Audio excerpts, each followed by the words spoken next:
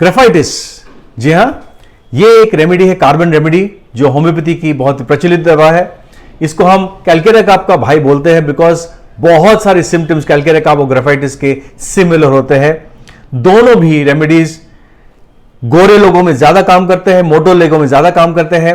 और ऐसे टाइम पे जहां ग्रेफाइटिस खास करके, जहां पीरियड्स जिन लड़कियों के डिलेड पीरियड्स हो, जैसे नॉर्मली 13-14 साल के अंदर पीरियड शुरू हो जाते हैं, लेकिन ऐसी लड़कियां जिनके पीरियड्स 16-17 साल के बाद आए हो या तब 16-17 साल में शुरू हो, लेट मेनार्की, ऐसे फीमेल्स में ग्रेफाइटिस एक बहुत ही इंपॉर्टेंट रेमेडी है जो काम कर सकती है। It can is a constitutional drug.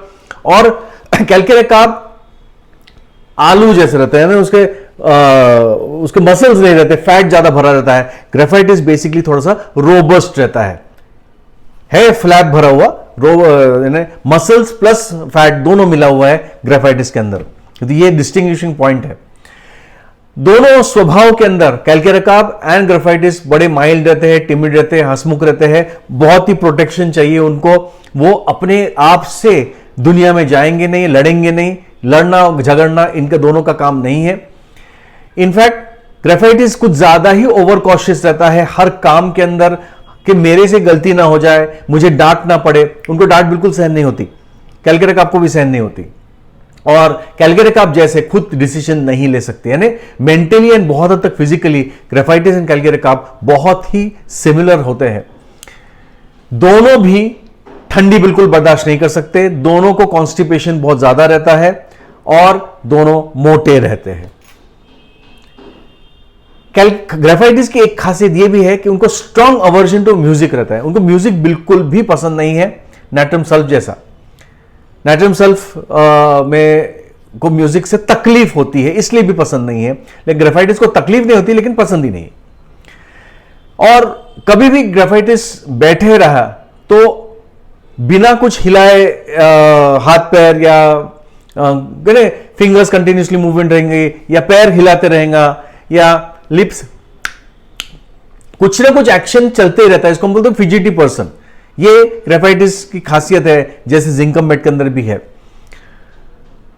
यदि कोई वजह से अगर स्किन के ऊपर इरप्शंस आए और उसको सप्रेस कर दिया जाए, कोई मलहम लगा के या कोई जगह से, या सेक्सुअल सप्रेशन हो, शादी हो गई है लेकिन पति अलग जगह पे है, पत्नी अलग जगह पे है, और लंबे समय तक सेक्स नहीं किया गया, तो फिर और सेक्स की उत्तेजना बहुत ज्यादा हो, तो फिर उससे होने वाले जो तकलीफें हैं, तो वो ग्रेफाइटिस पेशेंट बनता है। एक्सट्रीम्स ऑफ टेम्परेचर है, जैसे फॉर एग्जांपल कोई इंसान कश्मीर में रहने वाला है और अब कोई वजह से उसकी पोस्टिंग नागपुर जैसे शहर में जो बहुत गर्म है वहां हो गई हो, तो एक जगह इतनी ठंडी और यहां जगह बहुत गर्म, तो बिल्कुल उसको पसंद नहीं आता और यहां पर वो बीमार हो जाएगा या हो जाएगी। चिड़चिड़ापन, लंबे समय तक कोई मुझ पे, अगर मैं ग्रेफाइटिस हूं, मुझे बार बार कोई मुझ पर चिढ़ जाए और उसके वजह से मुझे दुख हो कि भाई मेरे वजह से क्यों चिढ़ता है ये, तो इसके वजह से भी एक बीमारी हो सकती है। तो जब ग्रेफाइटिस टर्न होता है पेशेंट के अंदर, तो ऑब्वियसली बहुत मायूस हो जाता है और एक ही चीज याद आता है, मौत मौत और मौत। सुसाइड नहीं कर सकते, उतनी हिम्मत नहीं है, लेकिन उसको मौत के ख्याल बहुत ज्यादा आते हैं, कब मर जाऊं मैं जल्दी से। चिड़चिड़ापन हो जाता है, कटाक्ष करने लगता है, क्रिटिकल हो जाता है, कोई भी चीज को, खुद की भी चीज में वो कटाक्ष ढूंढता है, मूडी, बहुत मूडी हो जाता है। ये कैलकेरिया काप के अंदर नहीं है, ये ग्रेफाइटिस के अंदर है। सैडनेस है थोड़ी बहुत कैलकेरिया काप के अंदर, इतनी नहीं है। कैलकेरिया काप के अंदर घबराहट बहुत ज्यादा है, इसके अंदर सैडनेस बहुत ज्यादा है, मूडीनेस ज्यादा है, चिड़चिड़ापन बहुत ज्यादा है, कटाक्ष बहुत ज्यादा है। और मैं जैसे कहा, अगर म्यूजिक उस टाइम पे आ गया तो पेशेंट रोने ही लगेगा। नाट्रियम काप जैसा, नाट्रियम सल्फ जैसा, सबाइना जैसा, उन लोग म्यूजिक से उनको आंसू आ जाते हैं। ग्रेफाइटिस की बहुत सारी कंप्लेंट्स, खास करके एसिडिटी जो है, वो गर्म दूध पीने से अच्छा लगता है उसको। गर्म दूध, हल्दी वाला दूध पी के अगर ये हो जाए तो उसकी सर्दी, खांसी, कॉन्स्टिपेशन बहुत हद तक खत्म हो जाता है। ग्रेफाइटिस जब पेशेंट बन जाती है तो उसको सेक्स से बिल्कुल अवर्जन हो जाता है, घृणा हो जाती है, उसके ख्याल भी उसको बर्दाश्त नहीं होते। ये बहुत इंपॉर्टेंट सिम्टम है ग्रेफाइटिस का। अगर ऐसे कोई सिम्टम पेशेंट में दिखते हैं, कोई भी पेशेंट में दिखते हैं जिसको उसको घृणा होने लगती है, अब क्यों हो, बस उसको कोई एक्सप्लेनेशन नहीं है क्यों घृणा होती है, बट है, अगर इसको दूर करना है तो डेफिनेटली ग्रेफाइटिस के बारे में सोचना चाहिए। एसिडिटी, जैसे मैंने कहा, पेन होता है, दर्द होता है, जलन कम होती है, लेकिन ये पेट की जगह पे दर्द होता है खाना खाने के बाद, और गर्म दूध से उसको ठीक होता है। और ग्रेफाइटिस का बहरापन बड़ा कैरेक्टरिस्टिक रहता है। जब बहरापन शुरू हो जाता है तो उनको सुनाई तब देता है जब बहुत ज्यादा नॉइज हो।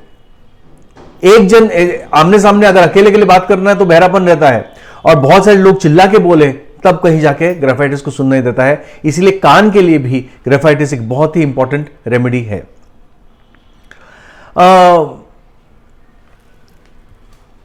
यदि किसी का रेप हुआ हो या सेक्सुअल अब्यूज हुआ हो और उसके वजह से उसके दिमाग में वो एक्ट के लिए घृणा है, वो तो एक पार्ट है, लेकिन सपोज ऐसे पेशेंट की शादी हो जाती है और उसको सेक्स करना पड़ता है, तो सेक्स के अंदर ना मजा रहती है, ना वो कर पाता है या कर पाती है, दोनों में, मेल फीमेल। ऐसे कंडीशन को टैकल करने के लिए ग्रेफाइटिस एक बहुत ही इंपॉर्टेंट रेमेडी है, उसको थोड़ा लंबे समय तक देना पड़ता है।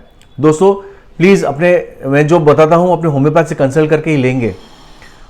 और ग्रेफाइटिस को आगे बढ़ाते हुए ये भी इंपॉर्टेंट है कि उनके जो पीरियड्स रहते हैं बहुत लेट रहते हैं, बहुत कम खून जाता है, और साथ में दर्द काफी रहता है, यानी डिस्मेनोरिया बहुत रहता है। इसलिए पीसीओडी के पॉलीसिस्टिक ओवेरियन डिजीज के अंदर ग्रेफाइटिस एक इंपॉर्टेंट रेमेडी मानी जाती है।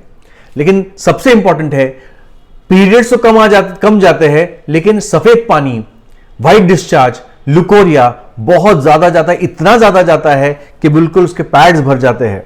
खास करके जब पीरियड्स जाना होना चाहिए तो खून कम, सफेद पानी ज्यादा, और वो कंटिन्यूड रहता है after the periods also.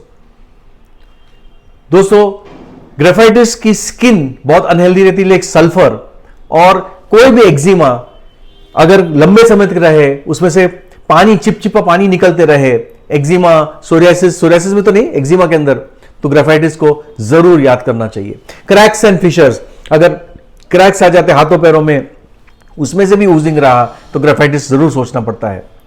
Graphites की सभी कंप्लेंट्स ठंडी से बढ़ती है या extremes of temperature, sudden change of temperature, सर्द गर्म, अगर ये आपका कॉन्स्टिट्यूशन है सर्द गर्म, तो ग्रेफाइटिस पेशेंट है आप। पीरियड्स के पहले या ड्यूरिंग आफ्टर द पीरियड्स अगर कोई कंप्लेंट बढ़ती है तो ग्रेफाइटिस है, और उसका लाइकोपोडियम, हिपरसल्फ, सल्फर और पेट्रोलियम से बहुत गहरा रिश्ता है।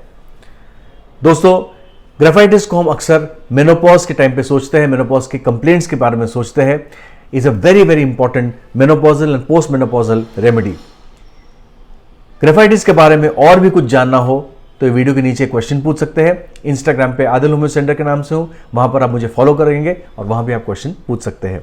और जैसे मैं कहा, अमेजॉन पे हमारी किताबें अवेलेबल है, वहां जाके आप डॉक्टर आदिल जिमथाना वाला टाइप कर सकते हैं और आपको अनेक किताबें मिल जाएंगी, जैसे स्किन है, मिरर ऑफ सिक इकोनॉमी, या होम्योपैथिक केस टेकिंग है, या नोसोड्स है, या टेक्स्ट बुक ऑफ मायाज़म है। इनमें से कोई भी किसी का भी आप चयन कर सकते हैं। अगले रेमेडीज हम लोग बहुत इंटरेस्टिंग रेमेडीज डिस्कस करने वाले हैं, तो प्लीज़ हमारे वीडियोस देखते रहिए। तब तक इजाज़त दीजिए। Thank you very much.